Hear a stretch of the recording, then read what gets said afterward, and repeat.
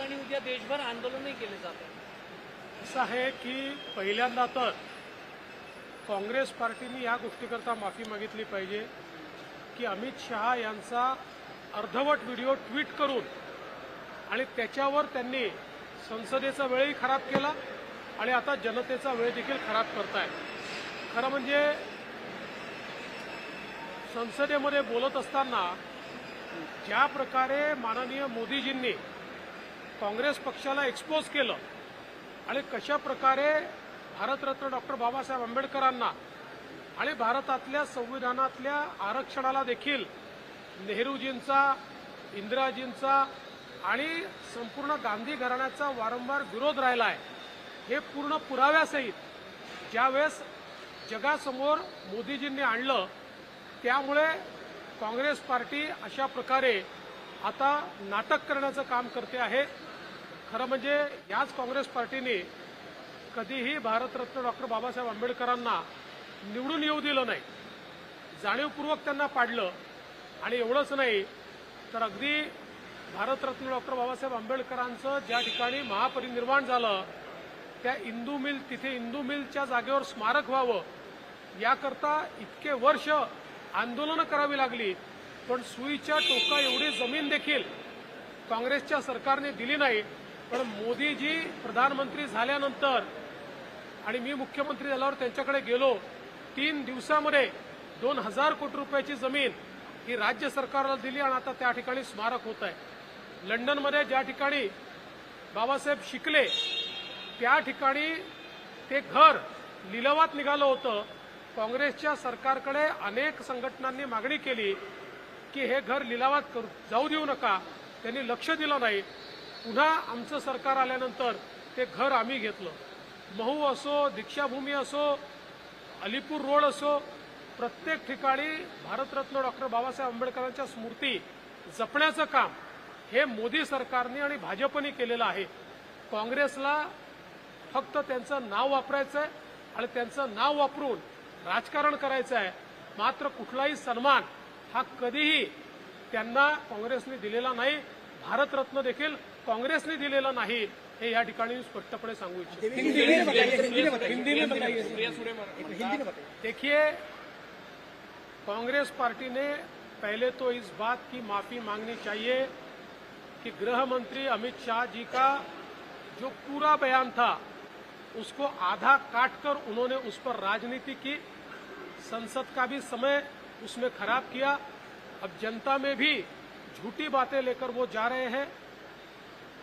परिस्थिति ऐसी है कि संसद में भाषण के दरमियान आदरणीय प्रधानमंत्री मोदी जी ने जिस प्रकार से कांग्रेस को एक्सपोज किया, कैसे कांग्रेस ने और नेहरू जी, इंदिरा जी, राजीव जी से लेकर सोनिया जी तक, राहुल जी तक, कैसे लगातार कांग्रेस पार्टी ने और उसके नेताओं ने संविधान का अपमान किया, आरक्षण को नकारा, ये सारे एविडेंसेस उन्होंने देने के बाद एक प्रकार से कांग्रेस बौखलाई और बौखलाहट में इस प्रकार का काम कांग्रेस कर रही है।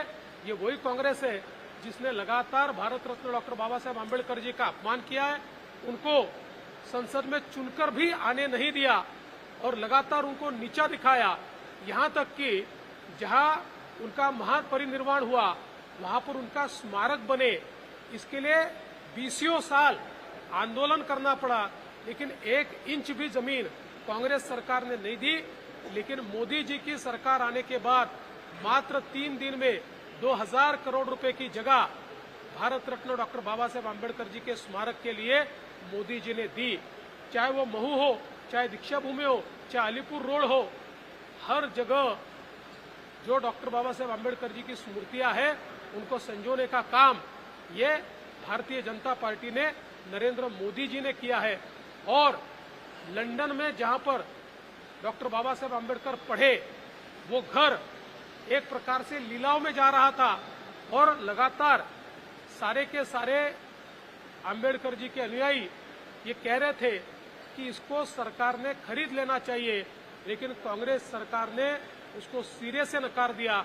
हमारी सरकार आई तो हमने जाकर उस घर को खरीदा और वहां पर एक प्रकार से उनकी स्मृतियों को जागरूक करने के लिए कई स्मृति चित्र वहां पर लगाकर एक उसको म्यूजियम में बदलने का काम हमने किया है। तो अगर आप देखें तो कांग्रेस का इतिहास ये बाबा साहब को नकारने का इतिहास है, उनका अपमान करने का इतिहास है, और बीजेपी का इतिहास ये संविधान के साथ और भारत रत्न डॉक्टर बाबा साहेब आंबेडकर जी के साथ रहने का हमारा इतिहास। सुप्रियाताईंनी म्हटलं की महाराष्ट्रात भीती वाटते राहायला बीड आणि परभणीच्या घटनांमुळे। मला असं वाटतं की महाराष्ट्र हा देशातल्या कुठल्याही राज्यापेक्षा सेफ राज्य आहे। खरं म्हणजे प्रत्येक घटनेचं इतकं राजकीयकरण हे शोभत नाही। त्यांना केवळ राजकारण करायचं आहे, त्यांना जाती जातीमध्ये विद्वेष तयार करायचे आहे, तेवढंच त्यांचं काम। 8,500 गावांपैकी 6,150 गावांची अंतिम जी आणेवारी आली आहे ती ओला दुष्काळाच्या दृष्टीने मागणी होत आहे। असं आहे की आपल्या इथे स्टँडिंग आदेश आहे, त्यामुळे जी काही त्या ठिकाणी आणेवारी आली असेल त्या अंतिम आणेवारीच्या आधारावर आपल्या स्टँडिंग आदेशाप्रमाणे पुढची कामं होती।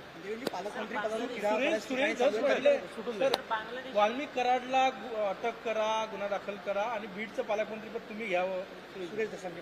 असं आहे की बीडचं पालकमंत्रीपद कोणी घ्यायचं या संदर्भात अजितदादा, मी आणि शिंदेसाहेब आम्ही ठरवू, त्या संदर्भात